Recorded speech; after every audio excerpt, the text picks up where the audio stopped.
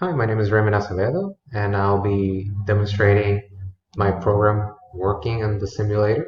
Um, I'll be showing this string outputting in the terminal, and also underneath it, then I'll be showing how it's reading the simulator's temperature sensor, and how I can manipulate the readings by increasing or decreasing that sensor, and I'll put it on the terminal.